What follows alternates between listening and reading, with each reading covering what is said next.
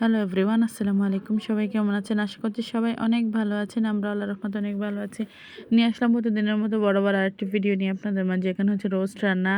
তো রোস্ট রান্নার ভিডিওটা জাস্ট দেখিয়ে দিচ্ছি। আজকে হচ্ছে রেসিপিটি হবে না, কারণ হচ্ছে আমি প্রথমত ভাবের থেকে আমি হচ্ছে আপনাদেরকে দেখিয়ে দিতে পারছি না কমপ্লিট ভিডিওটা। এই জন্য হচ্ছে রেসিপি বলবো না, কারণ রেসিপি বললে ভুল হয়ে যাবে। তো যাই হোক, এইটা হচ্ছে আমি সুন্দরভাবে হচ্ছে এখন মুরগিগুলো হচ্ছে ভেজে নিচ্ছি। এখানে হচ্ছে আদা রসুন দিয়ে তারপরে হচ্ছে মাখিয়ে লবণ দিয়ে সুন্দরভাবে তেলের মধ্যে কড়া করে একটু ভেজে নেওয়া হচ্ছে। তো ব্রয়লার মুরগিটা হচ্ছে মূলত এমনিতেও ভেজে রান্না করলে অনেক স্বাদ হয়।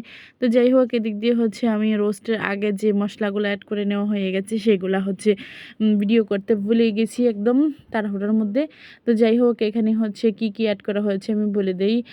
তেল, পেঁয়াজ, আদা রসুন বাটা, লাল মরিচের গুঁড়ো, আর তারপর হচ্ছে লং এলাচ, স্বাদমতো লবণ, এগুলো অ্যাড করে হচ্ছে একটু পানি দিয়ে সুন্দরভাবে হচ্ছে এখন এটাকে কষিয়ে নেওয়া হবে। আর এখন হচ্ছে রোস্টের যে মশলাটা আছে, রোস্টের মশলাটা হচ্ছে এখন ধরেই দিয়ে দেওয়া হবে, কারণ এটা বড় একটা মুরগি।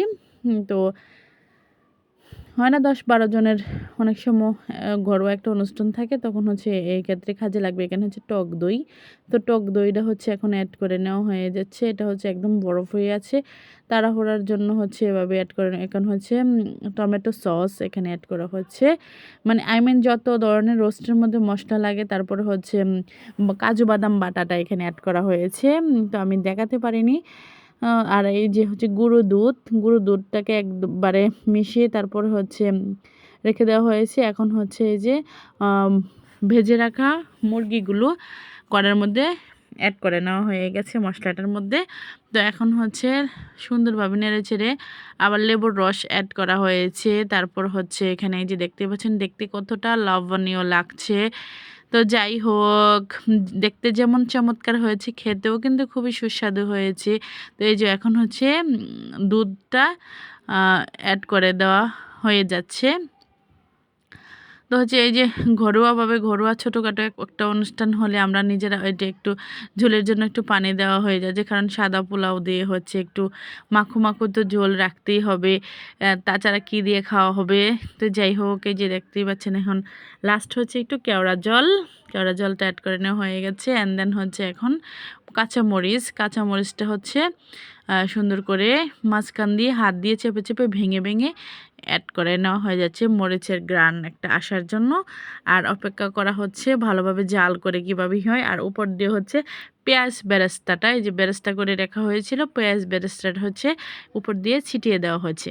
তো এই রান্নার ভিডিওটা দেখে আপনাদের কেমন লেগেছে কমেন্ট করে জানাবেন। আর আপনারা কিভাবে বাসায় কি বলে রোস্ট রান্না করে খান কমেন্টের মাধ্যমে জানাবেন।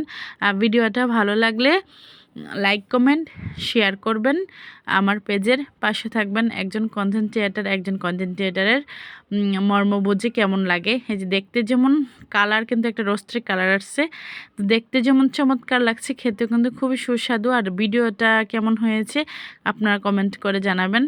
দেখতে দেখতে হচ্ছে আমার রান্নাটা হয়ে যাচ্ছে। সব মিলিয়ে হচ্ছে তো খাবার সেহেতু দারুণ হয়েছে। তো এখন হচ্ছে রান্নাটা হয়ে গেছে। এই প্রসেস হচ্ছে চেঞ্জ করে আরেকটা পাতিলে করে নিয়ে পরিবেশন করার পালা। তো দেখতেই পাচ্ছেন খুবই চমৎকার আমার রোস্ট রান্নাটা হয়ে গেছে। তো আজকের মতো এখানেই। সবাই ভালো থাকবেন, ভালো লাগলে পেজের পাশে থাকবেন। আপনাদের ভালোবাসা নিয়ে এগিয়ে যেতে চাই। আর আপনারা ভালো না বাসলে হয়তো এতটা ফলোয়ার বাড়তো না, আর পেজের সেটআপ আসতো না। আজকের মতো এখানেই। সবাই ভালো থাকবেন। আল্লাহ হাফেজ।